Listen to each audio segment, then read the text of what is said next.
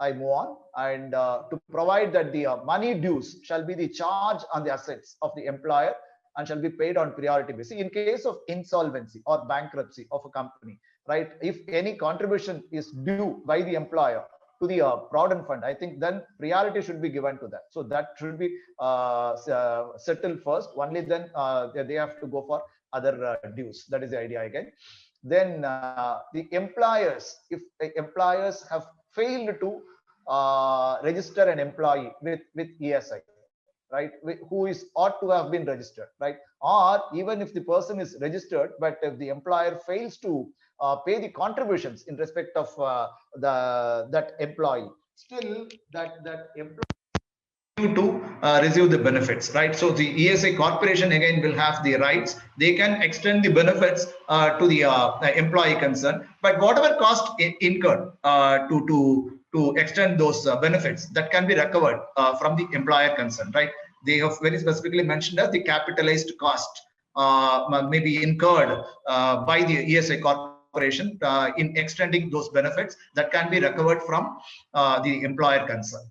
And now the central government is empowered to frame schemes for providing social security to gig workers, platform workers, and the other unorganized workers. It is possible now. I think we discussed on this. So the term gig worker, platform worker, wage worker, self-employed worker, home-based worker, it is all defined now, right? And I think slightly platform workers and gig workers are differentiated slightly from unorganized workers, but still they will be in the common platform only. And to empower the central government by notification to constitute a social security fund or funds. Again, to create social security for unorganized workers or platform workers or gig workers. That is the idea. Then in case of fixed term employment, I think Justice Vaidyanathan also quoted this.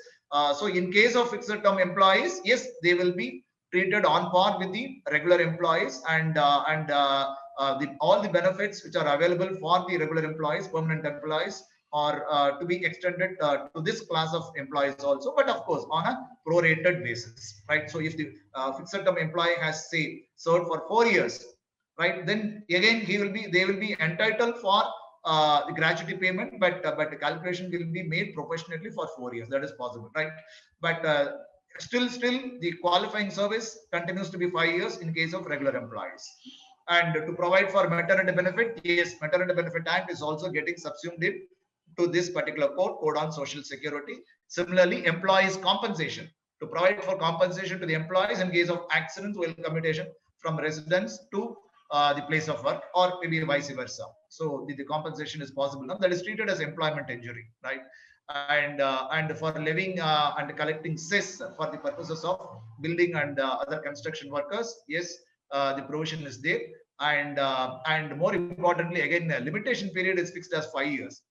Maybe after assessment for claiming maybe the contributions which are due from the employers in respect of PF and ESI, it cannot go beyond 5 years, right? So currently in ESI they have already introduced that 5 years, but in PF still no clarity is there. Somewhere they mention it as 5 years, but in practice it even goes beyond 5 years. But clearly once the code gets implemented, then the liability will be only for the past 5 years, not beyond that.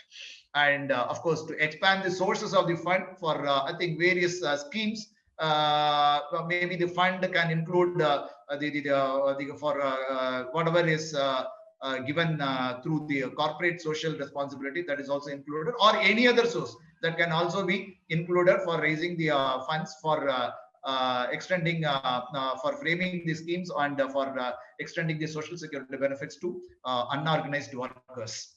And again, the inspector is now their role is getting modified. I think they become inspector cum facilitator. The view is that they may have to facilitate both the employers as well as the workers in the first place. They may have to appraise them as to the compliance to be done. And even still, if it is not done after the proper guidance, then I think he can go for other actions or whatever is due to be taken.